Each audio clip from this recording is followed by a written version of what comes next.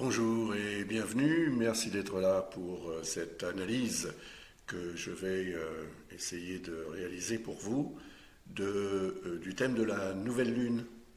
Le 23 août, à 6h07, heure universelle, donc 8h07 en France par exemple, et dans une grande partie de l'Europe, la lune et le soleil vont s'aligner. C'est ce qu'on appelle la nouvelle lune. C'est symbolique d'un nouveau départ. Il y aura d'ailleurs 2 nouvelles lunes dans le même signe cette année, en Vierge. Celle-ci va se produire à 0°23' du signe de la Vierge, comme vous le voyez, ici.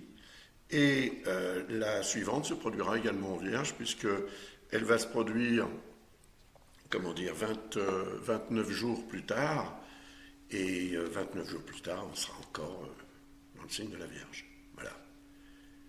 Ça peut avoir un sens, effectivement, parce que, 2 nouvelles lunes dans le même signe, c'est intéressant. Ça peut indiquer 2 opportunités de nouveau départ, puisque la nouvelle lune représente quand même le début d'un nouveau cycle, en lien avec ce que représente le signe de la Vierge, le travail, la routine du quotidien, les responsabilités au quotidien, la santé. C'est quand même très intéressant parce que ça peut avoir un sens au niveau de ce que vous allez être capable d'obtenir en termes de réalisation au cours de cette présente nouvelle lune jusqu'à la prochaine, donc présente lunaison comme on dit, parce que là vous avez quand même des aspects qui impliquent le soleil et la lune qui ne sont pas forcément très porteurs. Et cela peut indiquer aussi des hésitations. Par exemple, on a ici un quinconce avec Pluton. Pluton représente les remises en question. Un nouveau départ peut impliquer des remises en question importantes dans la vie. Et ces remises en question peuvent produire une sorte d'appréhension, une crainte, et donc une tendance peut-être à freiner le nouveau départ et le nouveau cycle qui serait représenté par cette nouvelle lune.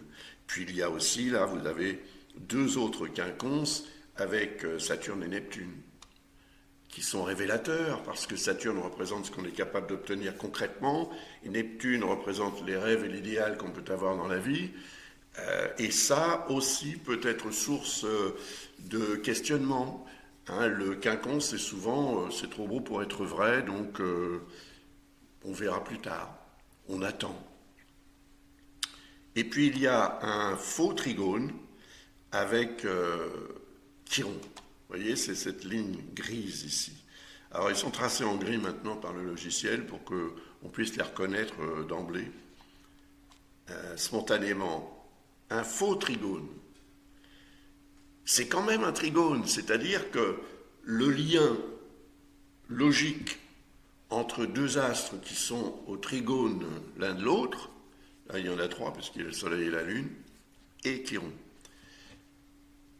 représente un potentiel favorable, positif, mais un faux trigone, c'est, si vous voulez, un trigone déguisé, dans ce cas de figure, en quinconce.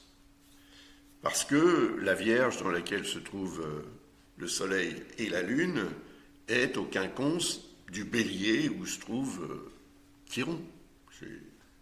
C'est simple.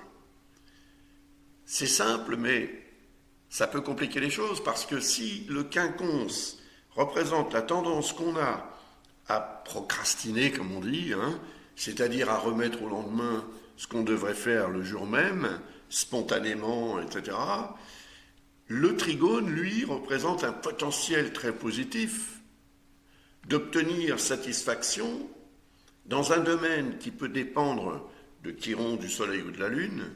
Donc c'est l'énergie quand même solaire, l'énergie physique, l'énergie vitale, peut-être la santé, qui obtiendrait une amélioration notoire si on profitait de l'énergie de ce trigone. Mais comme il a l'apparence d'un quinconce, on va douter. Et c'est là qu'on va se dire, c'est sûrement trop beau pour être vrai, donc quoi ? À vous de voir. Il n'empêche que si vous pensez à ce que je suis en train de vous dire, au moment où ça se produira, et ce sera fort à mon avis d'ailleurs au moment de la nouvelle lune, puisque c'est à ce moment-là qu'on a ce genre de configuration, mais le Soleil, lui, va rester un mois dans le signe de la Vierge, et donc pendant un mois, il continuera à avoir ce genre d'influence. Et d'ailleurs, le quinconce va devenir effectif lorsque la Lune et surtout le Soleil vont prendre de la distance dans le signe de la Vierge. Alors, il y a aussi une quadrature. C'est cet aspect-là, c'est ce lien, cette ligne rouge qui implique Uranus. Vous voyez, Uranus représente le changement. Donc ça peut indiquer un jour ou le début d'un nouveau cycle qui dépendrait de notre capacité à accepter le changement. Parce qu'avec Uranus, on est quand même un peu dans le radical. Hein, c'est-à-dire que le changement peut l'être aussi. Et puis c'est la météo qui peut être représentée par ce genre de configuration. Et si c'est le cas, ça laisse supposer quand même des orages d'été assez, comme dirais-je, considérables, soudains et complètement inattendus.